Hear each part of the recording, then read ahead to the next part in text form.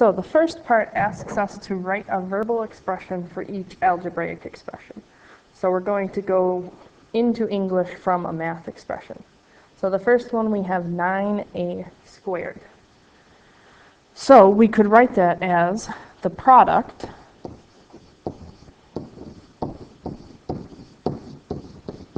of 9 and a squared.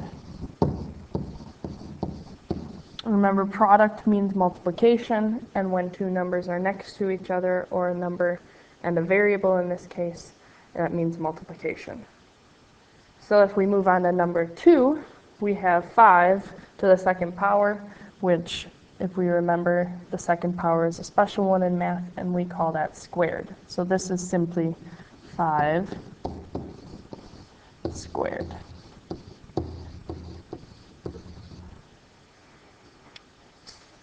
The next one, we have c plus 2d, and when we see a plus, we can call that a sum. So one way that we could write number 3 would be to say that c plus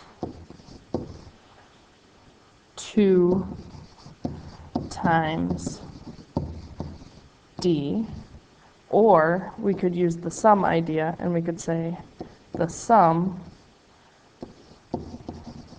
of c and twice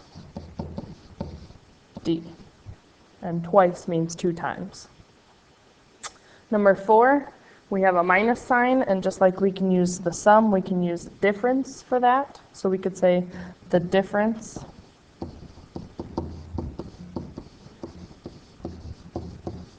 of, and remember, when you say the difference, the order matters. So we need to have 4 first, so because it shows up first in the math sentence. The difference of 4 and 5 times h. Next one, we have twice b squared, 2 times b squared. So we could say twice or double b squared. We could do it as exactly as it's written, and we could say 2 times b squared.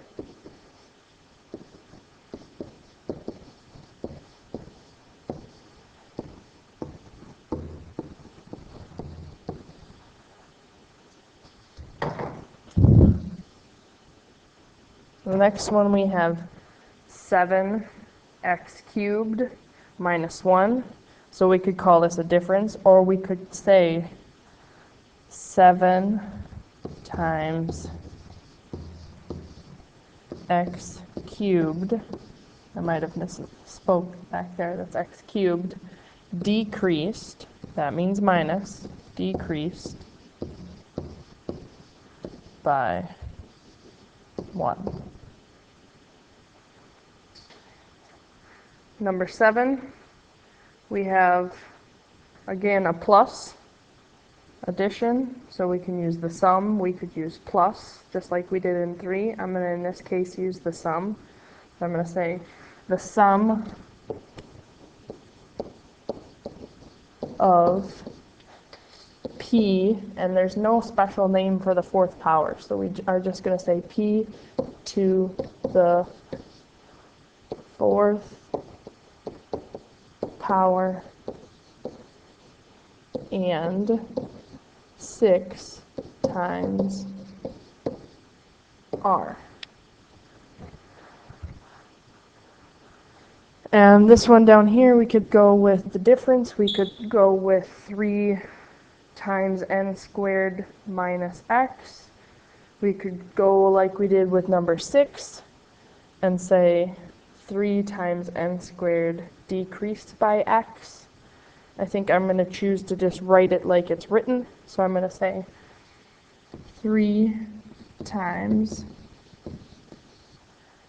n squared minus x. So I hope what you're getting out of this is that when you're writing from a math sentence into words, there's a couple of different ways you can do it every time. And there's not one that's more right than the other. The problem that you might run into is that it gets a little confusing. So you want to make sure that you reread what you've written and it makes sense and it says what you want it to. So let's move on to the next part.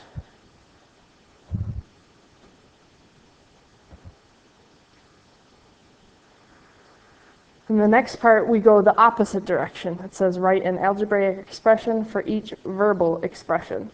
And this is a little bit easier in my opinion. I like this way better.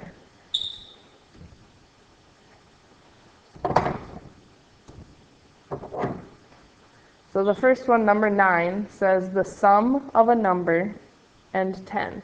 And anytime it says a number, on here I'm going to write n. So a number, I'm going to say is n. It could be any variable you want, any letter, but just if it says a number, since the number starts with n, I'm going to write an n. So the sum means addition of a number and 10. So we just say a number, n, plus 10. Then we say in number 10, it says 15 less, and less is going to mean subtraction, than k. And when I see less than, that means that the 15 has to go after the minus sign. So I'm going to have k and then minus 15. The next one, the product of 18 and q. Product means multiplication. So I'm just going to multiply 18 and q. And remember, when I put a variable right next to a number, that means multiply. So I don't need to put a multiplication sign in between. 6 more than twice m. So 6 more means plus. Twice means 2 times that. So multiplication. So I'm going to start with the twice m. And that's going to look like 2m, because there's a variable. If I stick a 2 next to it, it means they're multiplied. And then 6 more, I'm going to add on at the end. 6 more. The next one, 8 increased by, is going to mean addition. 3 times a number, times is going to mean multiplication. So 8 increased by 8 plus 3 times a number, n. So 3n, 3 times n. I don't have to put the multiplication in between. Number 14, the difference of 17 and 5 times a number. So the difference is going to mean subtraction. Times is going to mean multiplication. So whenever I see the difference, I need to write the numbers they give me in the order they give them to me. So they give them to me 17 and then 5, and then it says times a number, so I'm going to stick an n next to it. And difference means subtraction. So 17 minus 5n. And that would be different if I wrote 5n minus 17. Number 15, the product of 2 and the second power of y. So product means I'm going to multiply the two things they give me. And the second power of y means y squared.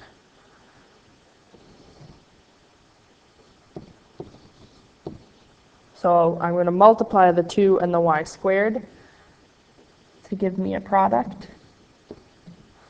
So I just end up with 2y squared. I don't need to write multiplication in between because when they're next to each other, that's what that means.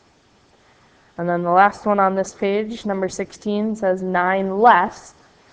Less means subtraction. Then g to the 4th power. So I'm going to, again, reverse. I'm going to put my g first. G to the 4th. And minus 9. All right. There we go. The back side of the worksheet again, we need to write the verbal expression for the algebraic expression. So we're going from math to words. So the first one we have up is 23F. And 23F, when they're next to each other, means a product. They're being multiplied. So you can just write the product of 23 and F. I'm going to switch colors. That's a little difficult to see.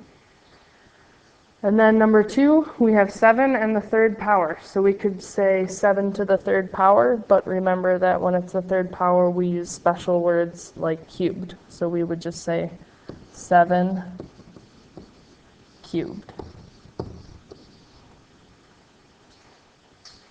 Number 3, we have a couple of things going on. We have 5 and m squared being multiplied, and then we're adding that on to 2. So I think I'm going to call this one the product of 5 and m squared increased by 2, because I'm going to treat this as an increased by.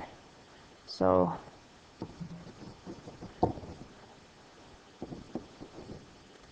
whoops.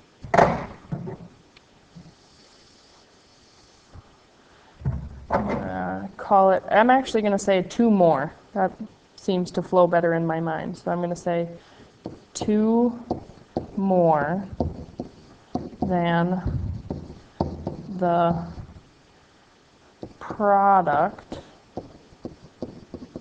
of 5 and m squared. Okay. And then the next one I'm going to do very similarly, and I'm going to say 10 less than with this minus sign. I'm going to say 10 less than the product of 4 and d cubed.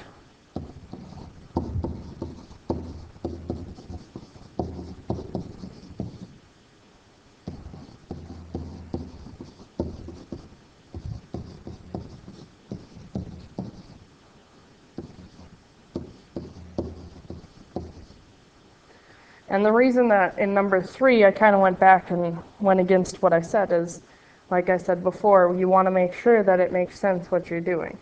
So when I was going to say 5, the product of 5 and m squared increased by 2, they might have gotten confused and thought that this is what it would have meant. The product of 5 and m squared increased by 2. And we don't want people to get confused, so that's why I went back and changed, because it seemed like the way that I wrote it now is a little bit more clear, and it wouldn't get people thinking that this is what I meant.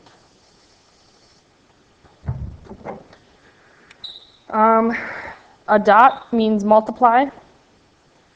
They could have just as easily put x cubed right next to y to the 4th, and it would have been fine.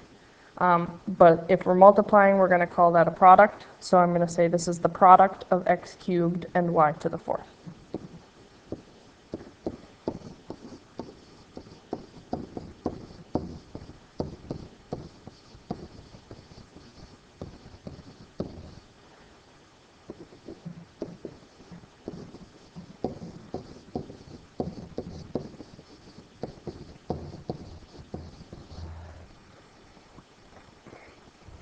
The next one, a couple of different ways you could do that. I think I'm going to write it just as it's written. So I'm going to say b squared minus 3 times c cubed. I think that's the clearest way to put it. So b squared minus 3 times c cubed. And again, I could have just as easily said minus the product of 3 times, or excuse me, minus the product of 3 and c cubed, and that would have made just as much sense as well. This one's a little bit tricky. When you have a fraction, or when something is over another thing, that means division. So another way of writing division is the word quotient. So it's kind of the opposite of product. So in this case, I could say the quotient of k to the 5th power and 6.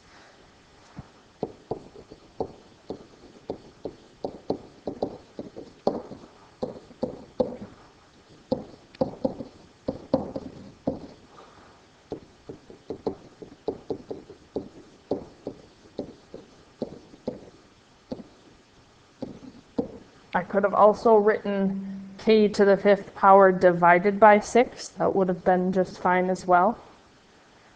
And for the last one on this section, we have 4 times n squared divided by 7. I could write it just the way I said it there. I could say the product of 4 and n squared divided by 7. I think I'm going to do it the first way, which is just to read it as it is. So 4 times n squared divided by 7. Okay. Next page. All right, and again, this is the way I like to do it. It seems easier to me to go this direction than the other ones. So we're going to go from words into a math expression. So from a verbal expression to an algebraic expression.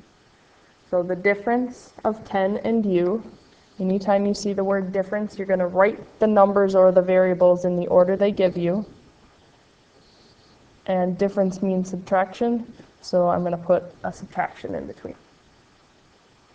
The sum of 18 and a number, and remember that I'm going to take a number in here to mean n.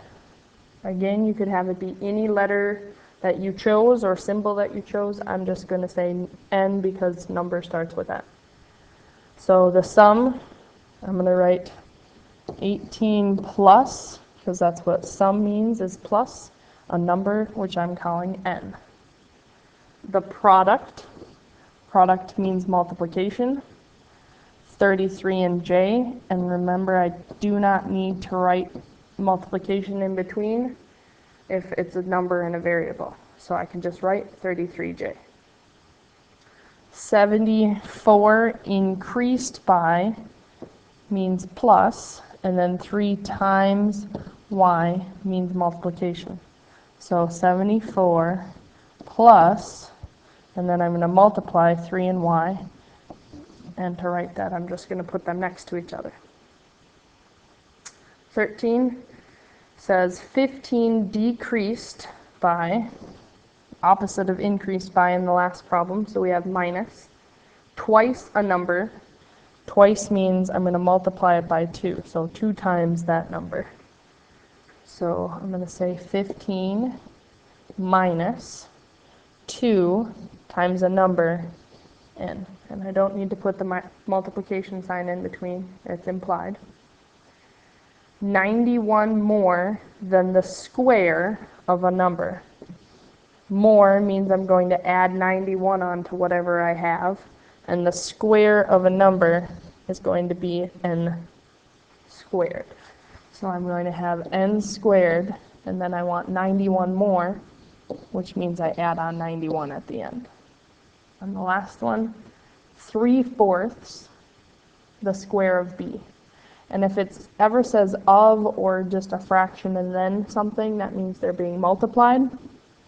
So that right in here is an implied multiplication.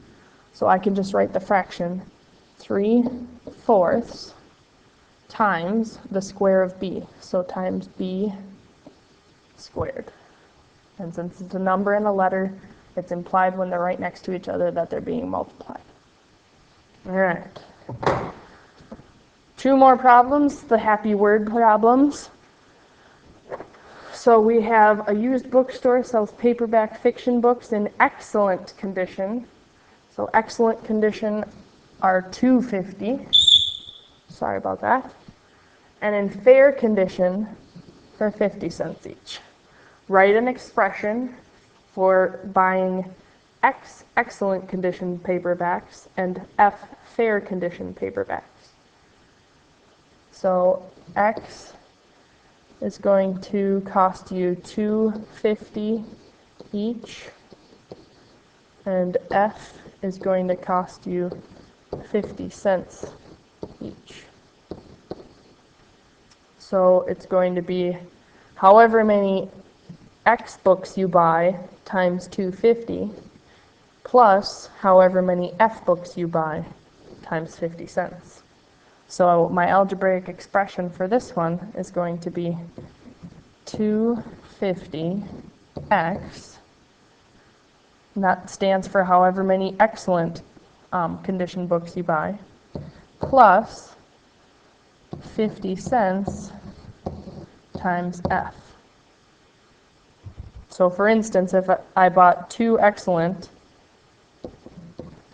and 1 fair condition book, I could put those in there, and my cost would be $2.50 times 2 plus 50 cents times 1, and that would mean that my total bill would be $5.50.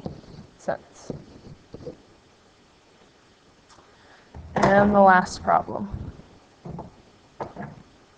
The surface area of the side of a right cylinder can be found by multiplying twice pi by the radius. So we're multiplying the radius and then also multiplying the height. So pretty much I can pick straight out of there that I need twice pi, that means 2 times pi. Then I'm going to multiply that by the radius. And lastly, I'm going to multiply that by the height. So the surface area of a right cylinder can be found by multiplying 2 times pi times the radius times the height, or 2 pi r h. And that is the end of this video. Please feel free to watch it again.